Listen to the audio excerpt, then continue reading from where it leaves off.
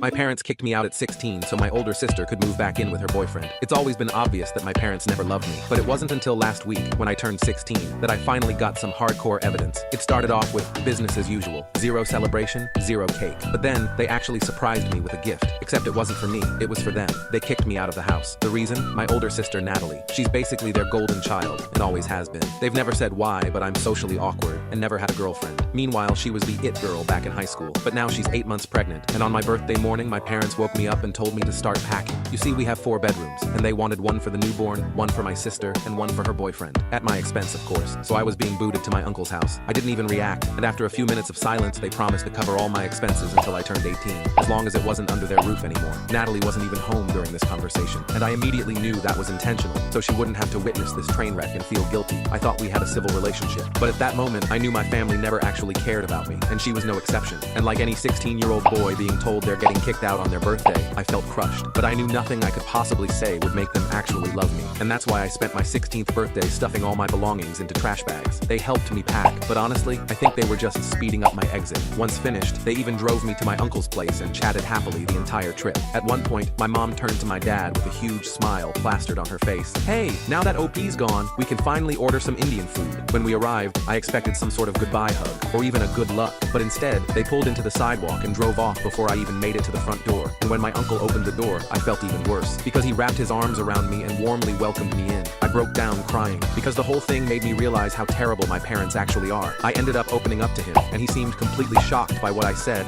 and asked me to repeat everything. So I recounted the morning's events, and his friendly smile instantly transformed into an angry scowl. Without saying anything, he grabbed his phone, mentioned needing to make a call, and disappeared into another room. Suddenly, my uncle's voice erupted through the walls. This was completely out of character since he rarely raises his voice at anyone. He's generally super chill and soft-spoken. I immediately knew someone had seriously pissed him off for him to react this intensely. When he returned, his face was bright red with anger, and I discovered my parents were the source of his fury. Turns out, my dad, his brother, had told him that I'd actually proposed this living arrangement myself, and I was totally cool with moving out of my childhood home to live with him instead. This explained why my uncle had agreed to take me in, since he thought it was my idea. After that call, he grabbed me a pint of Ben & Jerry's ice cream. He told me he was sorry for not doing something sooner. He said my parents are the adults in the situation, and my safety and happiness should have always been their priority. I felt myself choke up and sniffle to hold back tears when he said that. They were the words I've been longing to hear ever since I was 6, and my parents told me I was worthless for the first time. But his reassurance wasn't enough for me. My parents had literally chosen to give their guest room to Natalie's boyfriend, who's like 24, with a steady job and an apartment lease. So I decided to expose my parents online and let the internet deal with them. I wasn't sure if my uncle would approve, so I waited until he went for his afternoon nap and posted what had happened without hesitation. I included everything: the favoritism, the insults, and of course, the borderline abandonment. By the time I hit post, tears were streaming down my face. I immediately turned my phone off because I was terrified of the consequences. And when I turned on my phone an hour later, I finally learned why people always say, be careful what you post online, because it went viral, but to all the wrong people. The post had been seen by tons of relatives, and my inbox was flooded with messages from my parents, and even my sister. Meanwhile, numerous family members had commented expressing their support. Several had texted offering help if I needed anything at all. That felt uplifting until I read my parents' messages, all filled with rage and hostility. Obviously, they were furious about what I'd shared and demanded I delete the post immediately. My dad said horrible things, even writing that he wished I'd never been born. Painful, but not surprising. My mom's messages were similarly nasty, while my sister's stood out as different. She didn't say much except requesting to speak with me in person if possible. I felt completely overwhelmed by all the responses and just put my phone away again, ignoring everyone for the next couple days. However, I did block my parents since I had zero interest in communicating with them anymore. I knew they were legally obligated to support me financially until I turned 18, and beyond that, I saw no reason to maintain contact. And that's when my uncle finally woke up from his nap. He rushed into the living room where I'd been sitting since arriving, and calmly asked if I'd posted something online. After showing him everything, he seemed fine with this approach. And if my dad tried reaching him in the following days, he never mentioned it to me, because we carried on like nothing happened, which confirmed he supported my actions completely. That was all the validation I needed or wanted. For about a week, I had virtually no interaction with my parents, but then they suddenly appeared outside my school as I was leaving, looking absolutely livid. My friends were fully aware of the situation, so they formed a protective barrier around me, so I wouldn't have to engage if I didn't want to, but they kept shouting my name until I finally responded. I marched straight up to them and declared I wanted nothing to do with them anymore. more, but they completely ignored that and insisted I needed to come home with them immediately. I couldn't understand why they suddenly wanted me back when they'd made it crystal clear I wasn't important to them at all. It felt like a desperate attempt to salvage their reputation among relatives, so I refused to go anywhere until they explained what was happening. Trying to understand this abrupt change in attitude, they seemed simultaneously furious yet determined to bring me home. When they said they didn't want my friends overhearing,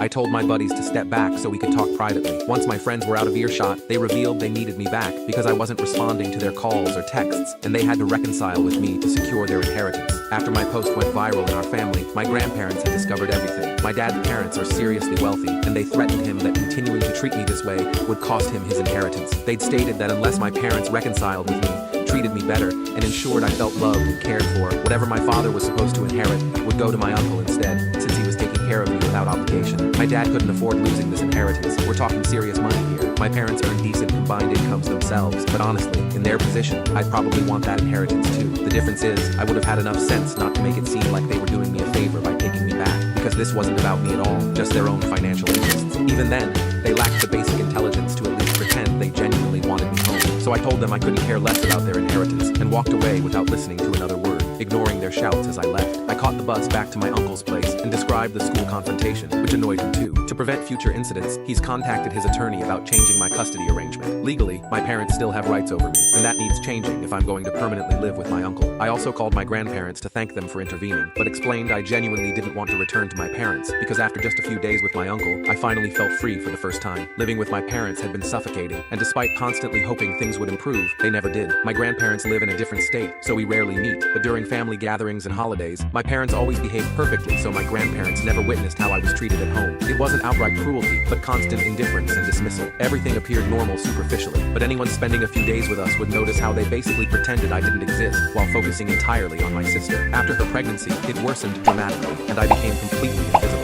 I explained all this to my grandparents, who assured me that if living with my uncle was what I wanted, they'd make it happen. If my parents surrendered their rights, my grandparents would ensure all my needs were covered. I felt optimistic after that conversation because things were finally improving, but that didn't last long when I received an email from my dad several hours later. It wasn't hateful or cruel, just disappointingly manipulative. He claimed I shouldn't have publicly posted about the situation when my grandparents would have heard about it anyway through my uncle. Now, beyond my grandparents' anger, they faced massive backlash from relatives and social isolation, which he considered unfair. He mentioned some colleagues discovered the post since it appeared in their feeds when he was tagged. This created problems at his workplace, and according to him, my actions caused unnecessary drama in their lives. So AIT for posting about how my parents forced me out on my 16th birthday to give my pregnant sister's baby my bedroom. Update 1. Before sharing what happened next, thank you everyone for taking time to comment on my post. Your supportive words mean everything to me right now. Addressing questions about why I hadn't left before and waited for them to kick me out, especially with my grandparents and uncle willing to help. The truth is, I wasn't treated with outright cruelty. Like I mentioned earlier, I wasn't actively abused, just consistently ignored and treated as unwanted. That's definitely a form of mistreatment, but in my mind, I was grateful I wasn't being physically hurt or verbally attacked. I had shelter and food, so I convinced myself I was fine and didn't need to feel loved or valued. I'd normalized the neglect so completely that I didn't even recognize it as abnormal anymore. As for why I never reached out to extended family for help, I honestly didn't want to burden anyone. I constantly worried about what would happen if they refused, and my parents discovered I'd asked. That would have made my home situation way worse, since my folks are obsessed with appearances. That's why I kept everything bottled up and suffered quietly. My uncle never offered to take me in because he didn't want to offend my parents, plus he wasn't sure I'd even want to live with him. So while this didn't happen earlier, the way things unfolded organically probably worked out better in the end. It came late, but hey, better late than never, right? He's currently working with a lawyer to transfer custody rights to him, which is going to be a massive battle now that inheritance money is involved. But even if this goes to court, my grandparents and uncle have promised to back me completely. My uncle's been super apologetic since I arrived because he's finally realized how neglected I was at home and feels terrible for never addressing it because he thought it wasn't his place to interfere. At least everything's out in the open now with my family, and I'm feeling more hopeful about my future. Now, about my sister Natalie. In my original post, I mentioned she texted asking to meet in person, but I ignored her message because I didn't know how to respond. She'd never been directly cruel to me. She just adopted our parents' distant behavior. Throughout my life, she remained aloof, but on the rare occasions we did interact, she was generally pleasant. I assumed the whole kick me out for her boyfriend and baby plan was her idea, which felt like she was finally showing her true colors by actively harming me, so I ghosted her message completely. Our relationship was always awkward and tense, but I still preferred her to our parents, since she'd at least be decent whenever we actually spoke. It wasn't her fault our parents favored her so obviously. So 3 days ago, when she texted again asking me to visit, I decided to call and ask why she wanted to see me. I refused to go back to my parents' house where I assumed she'd be, but surprisingly, she told me she was staying at her boyfriend's apartment. She wasn't feeling well enough to go out due to the pregnancy, so she asked if I'd come over to discuss everything happening with our family. She mentioned having several important things to tell me face to face. Out of pure curiosity, I decided to visit. When I arrived, she immediately apologized for never defending me, even though she clearly knew our parents played favorites and consistently dismissed me. They constantly ignored my achievements while celebrating hers, and I was transparently the unwanted child, but she never tried fixing that. She admitted she just felt too uncomfortable confronting our parents, so she let it continue. Since I seemed to be handling the treatment okay, she felt less responsible to speak up. Now she realized how messed up the whole situation was and genuinely wanted to make amends. She also revealed that our parents never discussed the living arrangements with her at all. She was completely blindsided learning they'd kicked me out to accommodate her baby and boyfriend, claiming she had absolutely no idea this had happened. She never requested any such arrangement. Her actual plan was to stay with our parents only until the baby was a couple months old, before moving in with her boyfriend. She wanted to move out sooner, but stayed solely because our parents begged her to. However, after reading my post, she realized she couldn't continue enabling their behavior and moved out within a week. This sparked a massive fight with our parents, who insisted she was making a terrible decision. They're currently not even speaking because they accused her of being ungrateful and selfish, none of which is true since she never promised them anything. They just made assumptions. So all that drama was ultimately pointless, since my parents ended up losing both their kids. At least she apologized for being a crappy sister in person generally, which I forgave because holding on to bitterness wasn't going to help me heal. We cleared the air completely, and she promised the same thing my uncle did, that from now on,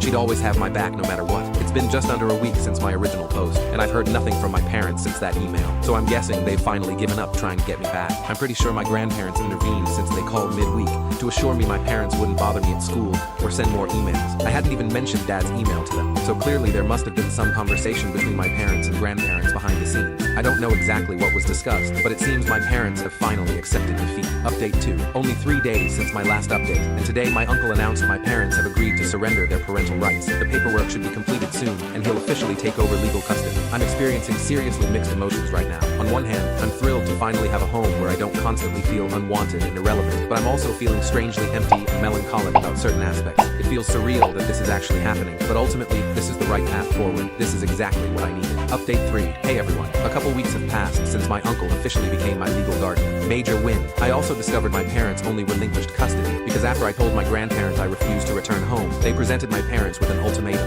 lose their entire inheritance or keep 50% of what they were originally going to receive, but give up custody and promise never to contact me again without my permission. Guess which option my parents chose? LMAO. Not surprised whatsoever, and honestly, I couldn't care less because it just confirms I dodged a major bullet. Good riddance. I'm still regularly talking with my sister though. My parents are desperately trying to reconcile with her before her due date, but she's demanding personal space right now and has told them to stop hounding her daily. At this point, I can't help but laugh at the absolute dumpster fire they've created for our family, but whatever. I'm happy living with my uncle, and that's all that matters to me now.